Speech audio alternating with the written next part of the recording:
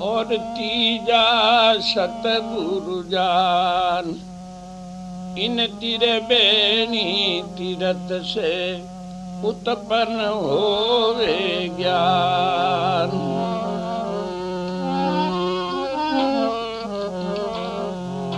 बोले सद्गुरु भगवान की जय।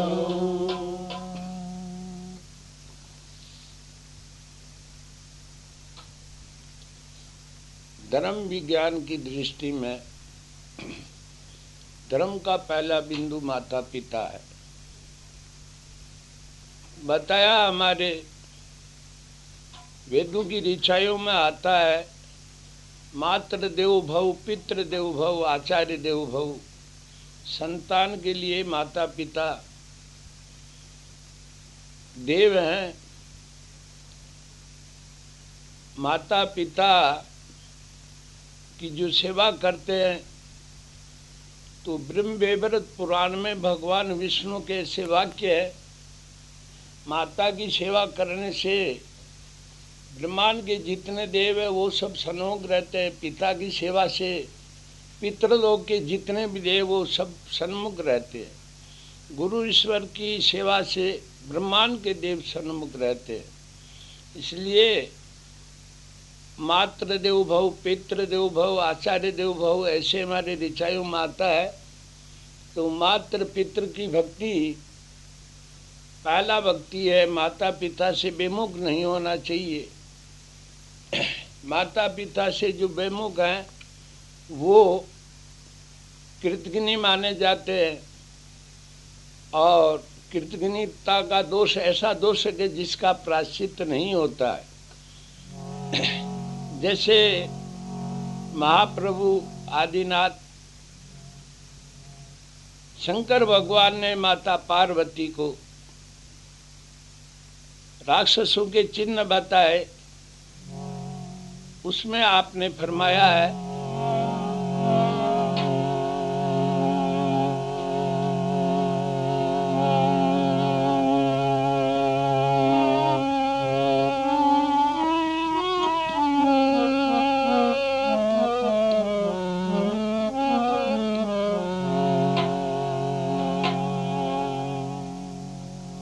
बाडे खलबऊ चोरी जुआरा, जेलम पते पर धन पर दारा। राम सिया राम सिया राम जय जय राम। राम सिया राम सिया राम जय जय राम।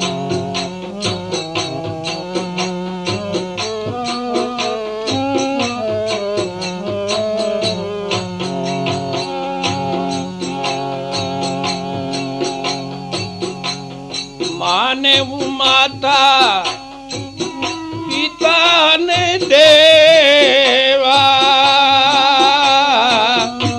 संतों से करवा वही सेवा। राम सिया राम सिया राम जय जय राम।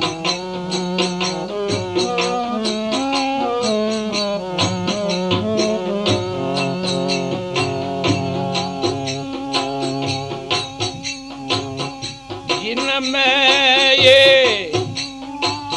लक्षण ये भवानी, सोई निश्चर निश्चय ले जानी। राम सिया राम जय जय राम।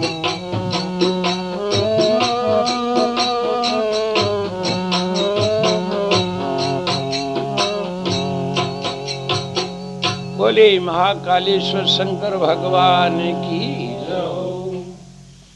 बताया आपने माता पार्वती को राक्षसों के चिन्ह जिसे आसानी से पहचान पाए। राक्षसों में क्या चिन्ह रहते हैं? आदिनाथ फरमाते हैं बाडे खल बहु चोर जुआरा, जिनकी माया अज्ञान में बुद्धि फंस के नाना प्रकार के नास्तिक कर्म करती है, उनको कहते खल। राक्षस होते हैं वो बहुत प्रकार की चोरी करते हैं। जुआ खेलने का व्यसन भी आप में पाया जाता है। परदारा नाम पर स्त्री और पर धन के ऊपर हर यंत्र से अपने अधिकार में लाने का प्रयास करते हैं और प्राप्त करते हैं। बाडे खल बहु चोर जुआरा, जय लंपट पर धन परदारा। लंपट कहते जिसके जिब्या के अंदर न्याय युक्त और नीति युक्त वचन नहीं हो, निंदा झूठ गाली और वचन घात हो, उनको लंपट कहते हैं। वो चाहे वो मनुष्य वृद्धावस्था में क्यों नहीं पहुंच जाए। जय लंपट पर धन परदारा, माने वो मात पिता नहीं देवा। आदिनाथ कहते हे पार्वती, राक्षस होते वो माता पिता को देवता नहीं समझते। माने वो मात पिता नहीं देवा, भक्तों से करवावे सेवा। अगर कोई भक्त जो सामने आ जाए आसुरी संस्कार वालों के, तो उस भक्त को बड़ी भारी आपत्ति सामने खड़ी कर देते हैं। भक्तों से करवावे सेवा, जिनमें ये लक्षण भवानी वो निश्चय ले जानी। इसलिए माता पिता की जो सेवा करते हैं उनको 3 सिद्धि प्राप्त होती है, श्री यश कीर्ति। तो देखिए अपने इसी राष्ट्र में श्रवण जो मात्र और पिता के भक्त हुए थे, जिनका आज भी इतिहास में वर्णन प्राप्त होता है। वो कितने उच्च कोटि के मात्र पितृभक्त थे। किन्हीं शास्त्रों के सिद्धांत में किसी संतों के श्रीमुख से श्रवण के सुनने के अंदर आया, अगर 4 धाम की यात्रा कराएं तो बंद चक्षु भी खुल पाते हैं। तो आपके माता पिता अंध थे, आपने अपने माता पिता को शांति दिलाने के लिए, लोक परलोक में शांति दिलाने के लिए आप जो लकड़ी की कावड़ बनवा के कारीगर से और अपने माता पिता को, हमारे जो भारत के उच्च कोटि के उज्जवल तीर्थ थे, उन तीर्थों के अंदर अपने कंधे पे रख के माता पिता की कावड़ को और कंधे पे बिठा के आप है जो फिर यात्रा के लिए जाते हैं।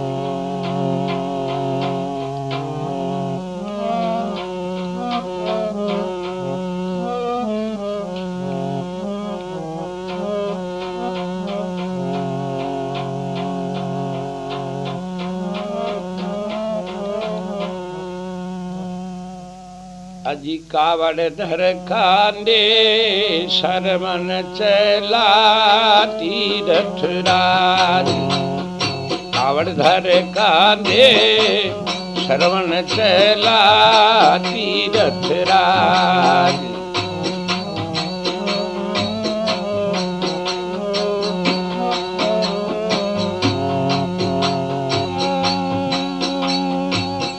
शरवानी चला तीरथ राज।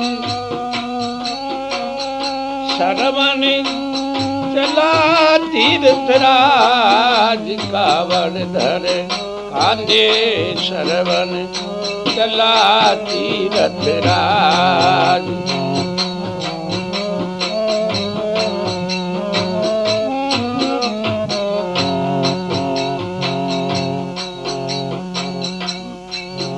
अजी खांडे कावड़ मात पिता की श्रवण ने ले लीनी है।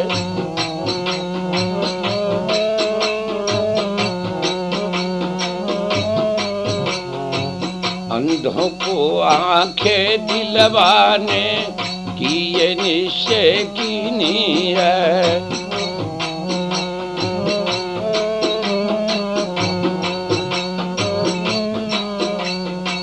ए नर इस दुनिया में जिसने ए नर देही दीनी है।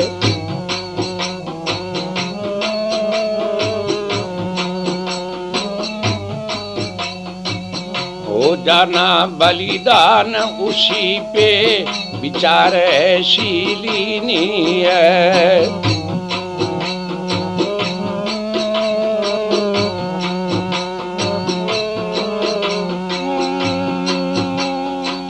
सर्दी गर्मी और वर्षा का तनिक किया ने याद। कावड़ धर कांधे श्रवण चला जी तीर्थराज।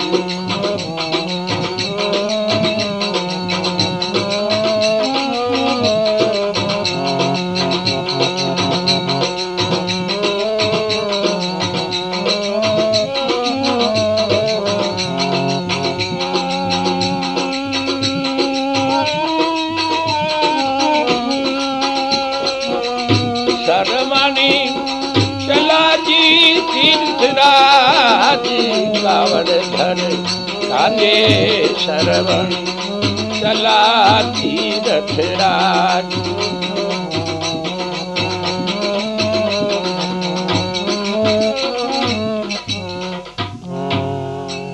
बोली दीनबंधु भगवान की। माता पिता को नेत्र दिलाने हेतु खांडे कावड़ मात पिता की श्रवण ने ले लीनी है। अंधों को आंखें दिलवाने की वो निश्चय कीनी है। ए नर इस दुनिया में जिसने ए नर देही दीनी है। हो जाना बलिदान उसी पे विचार ऐसी लीनी है। सर्दी गर्मी और वर्षा का तनिक किया ना हाथ। कावड़ दर कांडे श्रवण चला तीर्थराज। क्या करते आप, कहाँ जाते हैं?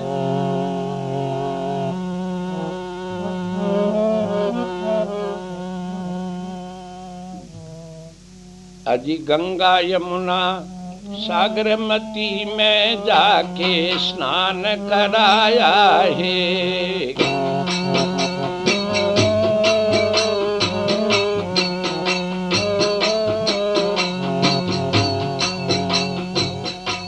द्वारका जाके आए श्वेत बंद को धायाए।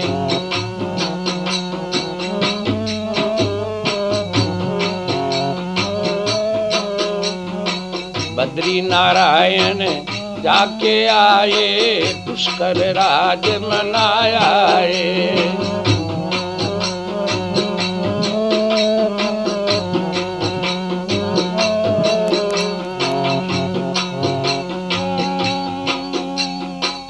फिर के चारों धाम अयोध्या आने लगे हैं जिया जी। कावड़ धर कांधे श्रवण चला तीर्थराज।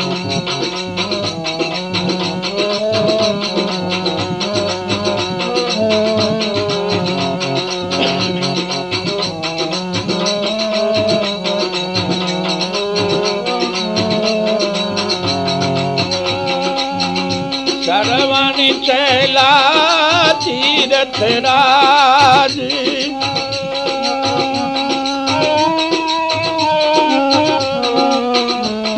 कावड़ धर कांधे श्रवण चला तीर्थराज।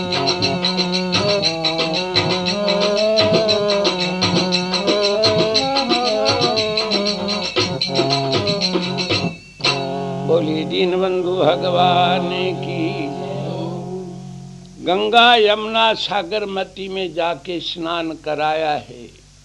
पूरी द्वारका जाके आया,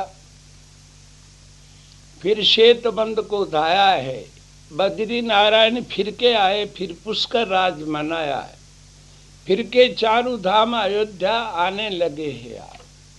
अयोध्या आते वक्त में क्या होता है, जंगल में माता पिता को प्यास लगती है,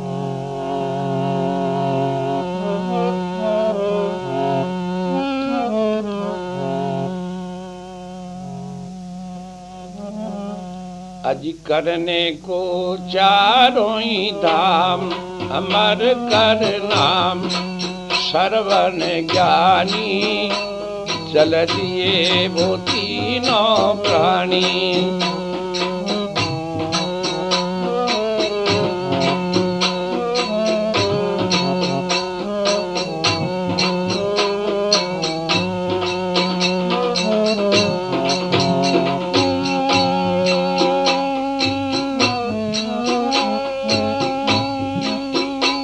श्रवण की कहानी सुनता है, पत्थर भी पानी होता है।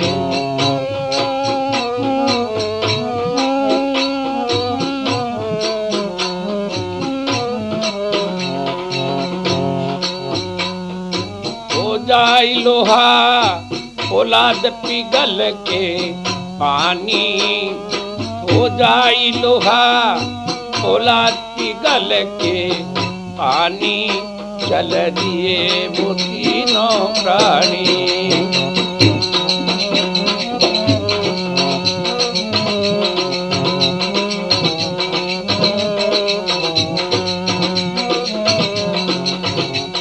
करने को चारों धाम, अमर कर नाम श्रवण ज्ञानी, चल दिए वो तीनों प्राणी।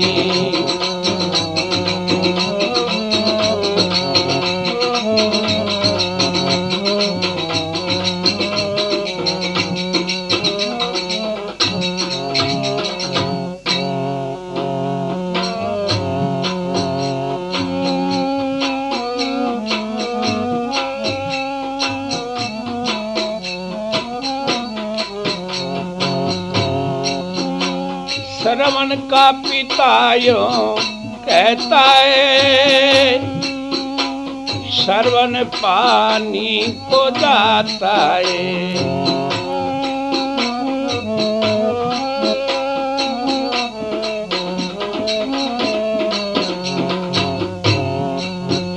वहाँ थी राजा दशरथ की राजधानी, वहाँ थी राजा दशरथ की राजधानी, चल दिए वो तीनों प्राणी।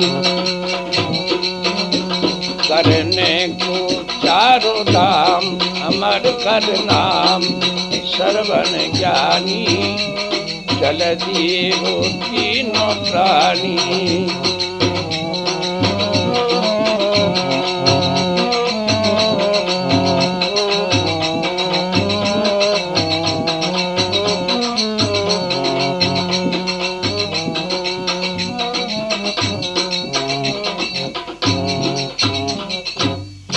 बोलिए दीनबंधु भगवान की।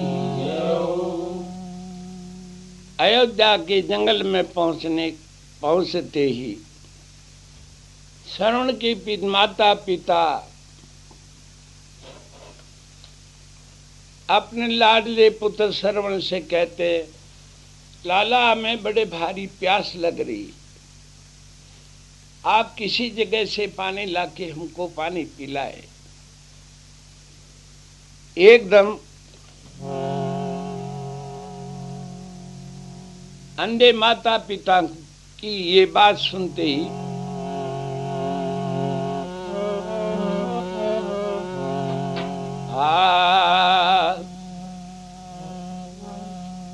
सरयू किनारे आते ही माँ बाप को प्यास लगी भारी,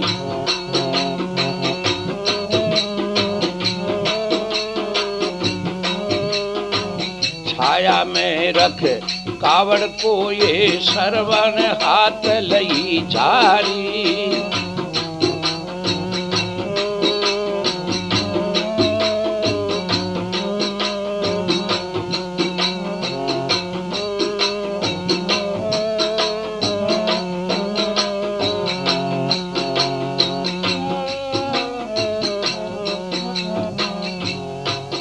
बोली दीन बंधु भगवान की।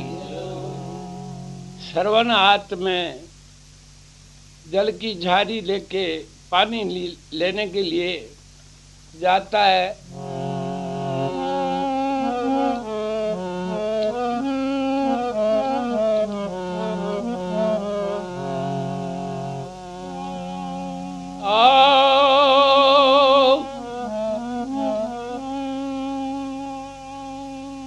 श्रवण सरयू नदी में जाके और जो ही झाड़ी को पानी में डुबोता है,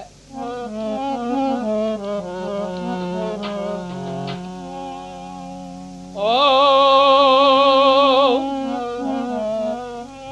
श्रवण ने तुम्बा एडी बोया राजा ने सुन पाया।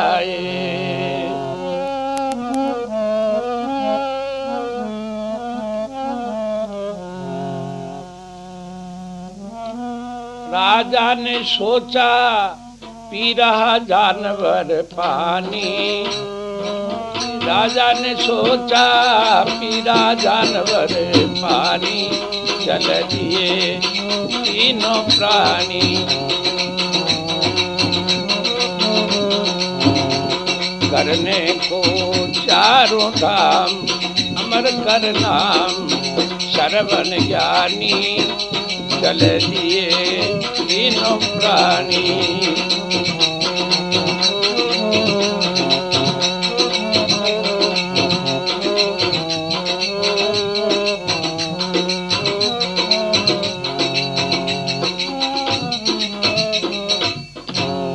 बोले दीन बंधु भगवान की जय। श्रवण पानी लेने के लिए जाता है और जो ही सरयू नदी के जल के अंदर तुम्बा डिबोता है, वहां पे अयोध्या नरेश महाराज धीराज राजा दशरथ जी आप सिंह की शिकार पधारे हुए थे और छिपके शब्द वेदी बाण लेके विराजे हुए थे। कारण वो सिंह जो है प्रजा के पशुओं को कष्ट देता था। आप वहां पे विराजे थे। जो ही श्रवण तुम्बा डिबोता है और महाराज धीराज के कान के अंदर आवाज जाती है। महाराज धीराज सोचते हैं कि सिंह आया और पानी पी रहा है।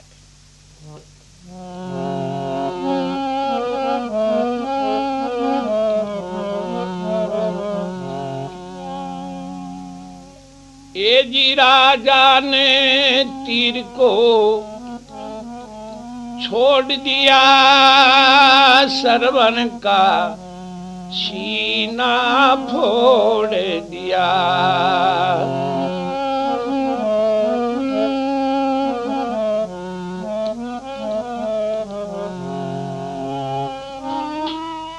और राजा ने तीर को ये छोड़ दिया, श्रवण का सीना फोड़ दिया। और जी गिर गए श्रवण चक्कर खा के ज्ञानी। गिर गए श्रवण चक्कर खा के ज्ञानी। चल दिए तीनों प्राणी।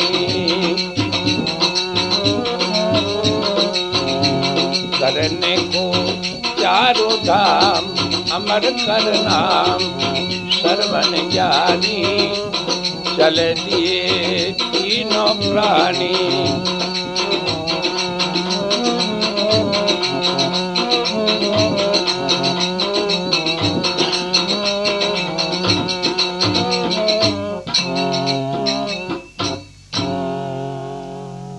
बोले दीनबंधु भगवान की जय।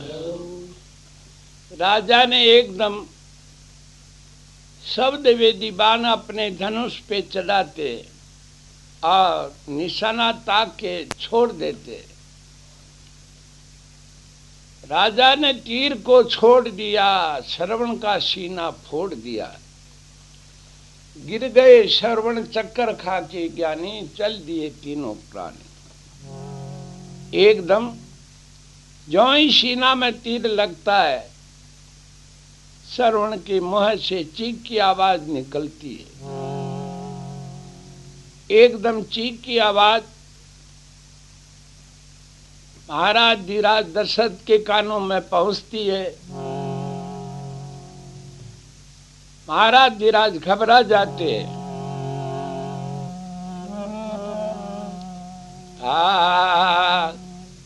चीख सुनी श्रवण की दशरथ, पाँव तले ना जमी रही।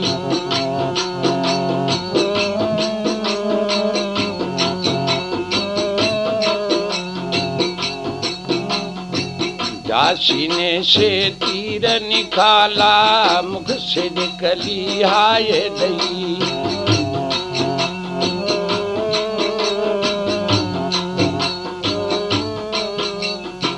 मात पिता है प्यासे मेरे, मरने का कोई फिक्र नहीं।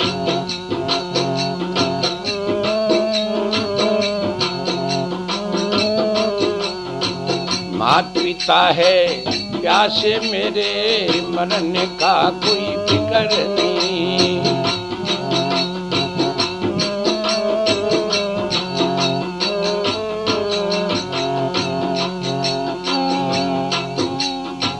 पानी पिला देना अंधू को, जाकर के महाराज। कावड़ धर काले श्रवण चला तीर्थराज।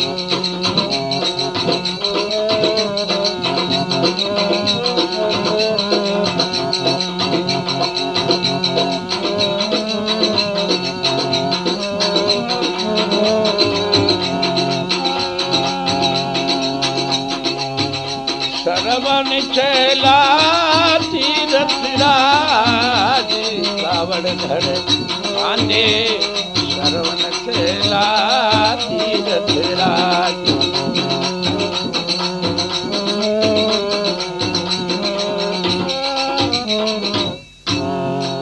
बोलिए दीनबंधु भगवान की। एकदम चीख सुनी श्रवण की दशरथ, पांव तले नहीं जमी रही। जा सीने से तीर निकाला, मुख से निकली हाय दई। मात्र पितृ भक्त श्रवण कहता है, माता पिता है प्यासे मेरे, मरने का कोई फिक्र नहीं। श्रवण घबराता हुआ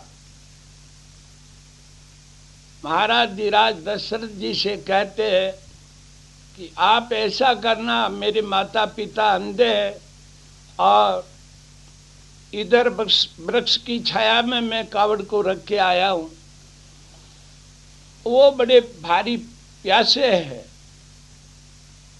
आप उनको पानी पिला देना। मेरे मरने की खबर नहीं कहने के पहले आप उनको पानी पिला देना। राजा दशरथ बहुत दुखी होते हुए पानी लेके जाते हैं। श्रवण ने पहले बता देता है श्रवण कि मेरे माता पिता को पानी पिलाने के बाद में आप बोलना, अगर आप पहले बोल गए तो वो पानी नहीं पिएंगे और प्यासे ही मर जाएंगे। तो घबराते हुए राजा दशरथ पानी लेके जाते। तो जो ही महाराज धीराज के पैरों की आहट को सुनते दोनों अंधे माता पिता खुशी हो जाते कि मेरा लाल श्रवण आ गया। मगर आहट सुनने के बाद में पास में जाके खड़ा हो जाता है। राजा दशरथ बोलते नहीं, पानी की झारी को आपके अंके लगाते हैं।